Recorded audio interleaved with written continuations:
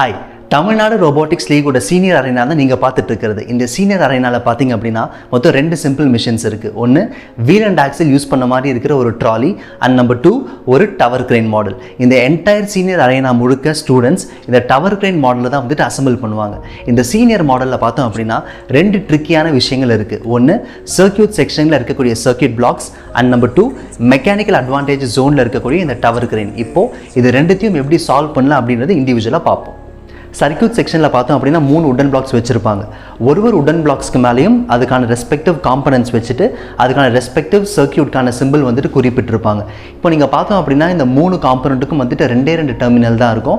அதை terminal 1, terminal 2 அப்படின்னு சொல்லிட்டு குறிப்பிட்டிருப்பாங்க. இந்த டெர்மினல் 1 அண்ட் டெர்மினல் 2க்கு நேராக பார்த்தோன்னா ஒரு நெயில் வந்துட்டு ஸ்க்ரூ பண்ணியிருப்பாங்க. இப்போ பார்ட்டிசிபென்ட்ஸ் அந்த நெயிலை தான் வந்து டெர்மினலாக கன்சிடர் பண்ணிக்கிட்டு அதில் தான் வந்து கனெக்ஷன்ஸ் வந்து கொடுப்பாங்க. இப்போ பார்ட்டிசிபென்ட்ஸ் வந்து கனெக்ஷன்ஸ் ஈஸியாக கொடுக்கணும் அப்படின்றதுக்காக ஆலிகேட்டர் கனெக்டர்ஸ் வந்துட்டு ஒரு சர்க்கியூட் போர்டுக்கிட்டையும் வந்து வச்சிருப்பாங்க.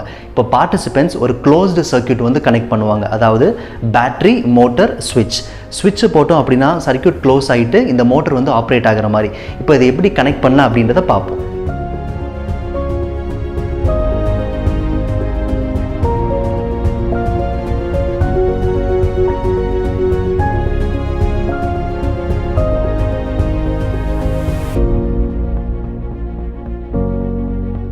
ஒன்ஸ் இந்த சர்க்கியூட்டை கம்ப்ளீட் பண்ணிவிட்டு இந்த ஸ்விட்சை போட்டோம் அப்படின்னா ட்ராலி வந்துட்டு முன்னாடி வரும். பார்ட்டிசிபென்ட்ஸ் ட்ராலி எப்போல்லாம் முன்னாடி வரணும்னு நினைக்கிறாங்களோ அப்போ மட்டும் ஸ்விட்ச் ஆன் பண்ணிவிட்டு ரிமைனிங் நேரத்தில் ஸ்விட்சை வந்து ஆஃப் கண்டிஷனில் வைக்கணும்.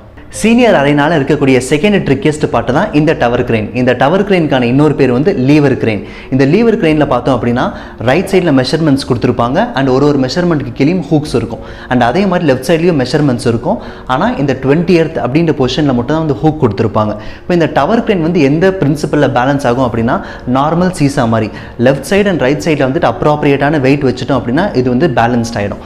ஈவெண்ட்டினுடைய ரன் டைம் ஸ்டார்ட் ஆகிறதுக்கு முன்னாடி ஜட்ஜஸ் டாஸ்க் ஃபோர்ஸ் இருக்கக்கூடிய டீம் மெம்பர்ஸ் கிட்ட இந்த மாதிரி ஒரு வெயிட்டை வந்துட்டு இந்த டவர் கிரெயினில் எந்த பொசிஷனில் மாட்ட போகிறாங்க அப்படின்றத வந்து எஜுகேட் பண்ணிவிடுவாங்க. இப்போது நான் கையில் எடுத்திருந்த வெயிட் பார்த்தீங்க அப்படின்னா 300 grams. அந்த வெயிட்டை வந்து நீங்கள் மேலே வந்து மென்ஷன் பண்ணியிருப்போம். இப்போ அந்த வெயிட்டை வந்து நான் 60th பொசிஷனில் வந்து நான் மாட்டிட்டேன். இப்போ மாட்டினதுமே பார்த்தீங்கன்னா டவர் கிரெயின் வந்து ஒரு அன்பேலன்ஸ்டு கண்டிஷனுக்கு போயிடுச்சு.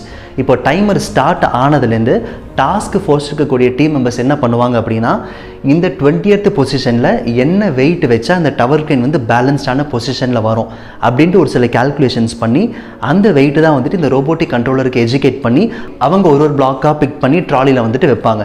இப்போ இதுக்கு ஒரு சின்ன கால்குலேஷன் இருக்குது. அது என்ன அப்படின்றத பார்ப்போம். இந்த டவர் கிரெயினில் இங்கே இருக்கிற பொசிஷன்ஸ் நம்ம 1 அப்படின்னு வச்சுப்போம்.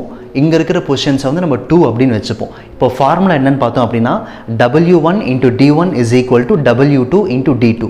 W அப்படின்றது வெயிட்டை வந்துட்டு குறிக்கும், D அப்படின்றது டிஸ்டன்ஸை வந்துட்டு குறிக்கும். இப்போ பார்த்தோன்னா இப்போ W1 × D1 இதில் டிஸ்டன்ஸ் பார்த்தோம் அப்படின்னா சென்டர் வந்து 0. இங்கே ஒரு ஸ்கேல் மாதிரி கொடுத்துருக்காங்க. இது வந்து 60 சென்டிமீட்டரில் இருக்குது. அப்போ டிஸ்டன்ஸ் வந்து எனக்கு 60 சென்டிமீட்டர். W பார்த்தோம் அப்படின்னா இது ஒரு 300 கிராம். அப்போது W1 × D1 இதை சப்ஸ்டியூட் பண்ணோம் அப்படின்னா 300 × 60. இப்போ அந்த இடத்துல வந்துட்டு D2 × W2. இப்போ நமக்கு டிஸ்டன்ஸ் வந்து 20 அப்படின்றது தெரியும். அப்போ டிஸ்டன்ஸை போட்டுட்டு W2 வந்து நம்ம எழுதிப்போம். இப்போ நம்ம சிம்பிளிஃபை பண்ணி பார்க்குறப்ப நமக்கு வர ஆன்சர் வந்து 900 அப்படின்ட்டு வரும். இப்போது இந்த 900 அப்படின்றது அந்த அரேனாவில் வந்து மொத்தம் 3 செக்மெண்ட்ஸாக வந்து வெயிட்ஸ் வந்து பிரித்து வச்சுருப்பாங்க. அந்த 3 செக்மெண்ட்ஸில் எந்தெந்த வெயிட்ஸை நம்ம கரெக்டாக எடுத்தோன்னா குமுலேட்டிவாக நமக்கு 900 அப்படின்னு வர்றதுன்றத இந்த டாஸ்க் ஃபோர்ஸ் இருக்கிற டீம் மெம்பர்ஸ் நல்லா வேகமாக கால்குலேட் பண்ணி ரோபோட்டிக் கண்ட்ரோலருக்கு வந்து எஜுகேட் பண்ணுவாங்க. இங்கே ஒரு சின்ன ட்ரிக்கியான பார்ட் இருக்குது. இப்போது 900 அப்படின்ற வெயிட் வந்துருச்சு. ஃபார் எக்ஸாம்பிள் ஃபஸ்ட்டு வந்துட்டு ஒரு 500 பிளாக் எடுப்பாங்க, செகண்ட் வந்துட்டு ஒரு 300, அதுக்கப்புறமா வந்துட்டு தேர்ட் இதில் வந்துட்டு ஒரு 100 பிளாக் இந்த மாதிரி எடுத்தாங்கன்னா வந்து கரெக்டாக வந்துடும்.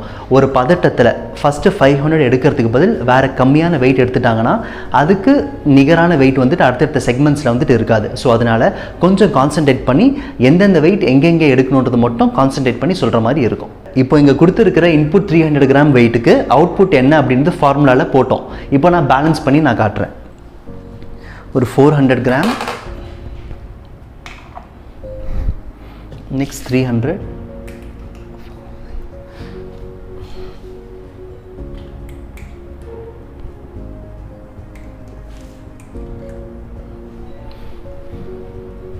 இப்போ பார்த்தோன்னா க்ரெயின் வந்து பேலன்ஸ்டான கண்டிஷனில் வந்துருச்சு. இப்போது இந்த என்டையர் சீனியர் அரேனாவை எப்படி சால்வ் பண்ணுறது அப்படின்றதுக்கான ஒரு டெமோ வீடியோவை பார்ப்போம்.